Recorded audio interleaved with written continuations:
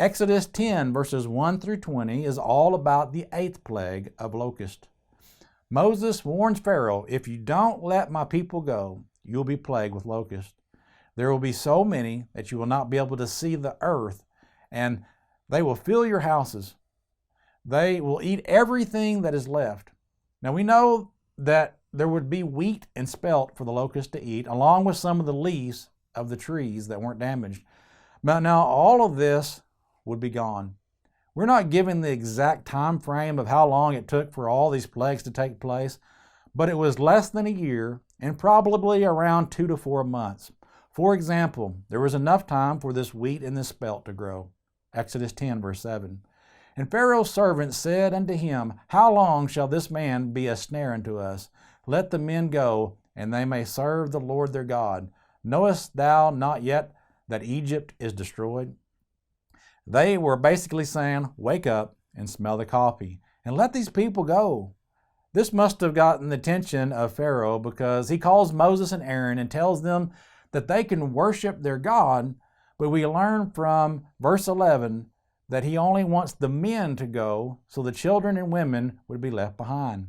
Once again, Pharaoh's being like Satan by wanting Moses to compromise with God's request.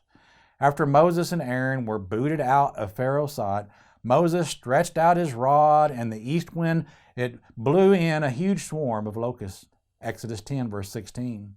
Then Pharaoh called for Moses and Aaron in haste, and he said, I have sinned against the Lord your God and against you. Now therefore forgive, I pray thee, my sin only this once, and entreat the Lord your God, that he may take away from me this death only. Once again, Moses complies, and the west wind comes in and takes all the locusts and takes it to the Red Sea. And once again, Pharaoh changes his mind and sins against God. While the Pharaoh is a type of Satan, there are people living today that act the same way that he did. I'm reminded of those who are addicted to drugs, because they will tell you over and over, oh, I'm not going to take drugs anymore because I know what they do. But what do they do a lot of times? Well, they turn right back around and get themselves back on drugs. Proverbs 26 verse 11. As a dog returns to his own vomit, so a fool repeats his folly. Next is the 9th plague of darkness, Exodus 10 verses 21 through 29. In this plague, all of Egypt is pitch black for 3 days. It's the kind of darkness where you can't see your hand in front of your face. God makes a difference, though, between the Egyptians and his people, because they had light in their dwellings. I'm sorry, but this kind of darkness for the Egyptians, but having light for the children of Israel, cannot be explained away by there just being ash from a volcano in the air. This was a miraculous event. Once again, the Pharaoh calls for Moses and Aaron and tries one last time to make them compromise. Exodus 10 verse 24.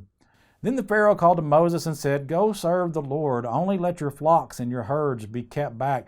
Let your little ones also go with you. Just like the devil, the Pharaoh was being persistent, but Moses tells him, no way. We have to have our animals so that we can offer sacrifices to the Lord. But Pharaoh did not want this to happen, so he would not let them go. He even tells Moses that if he sees him again, he will kill him. Moses tells him, don't worry, I won't see your face again. Finally, we have the 10th plague, which was the death of the firstborn male. Exodus 11, verses 1 through 10, and chapters 12, verses 29 and 30. God tells Moses that after this plague, the Pharaoh will let my people go. In this plague, He said that death would go out about midnight, and all the firstborn of Egypt, and even the animals would die.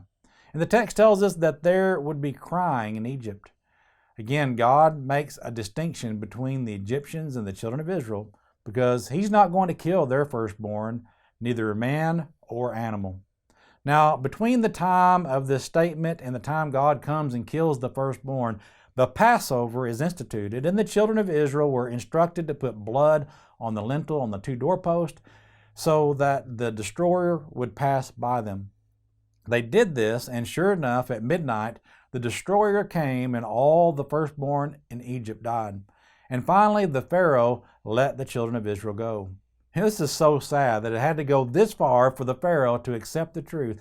But many are like the Pharaoh today, because sometimes it takes a major event to happen in their lives before they will finally obey the truth. Even after the death of their firstborn, the Pharaoh changes his mind and goes after the children of Israel. But we know that they end up crossing the Red Sea on dry ground through the miraculous parting of the sea. And when Pharaoh's men tried to pursue them, Moses allowed the water to return back to its original state, drowning the Pharaoh's men. Some people never learn.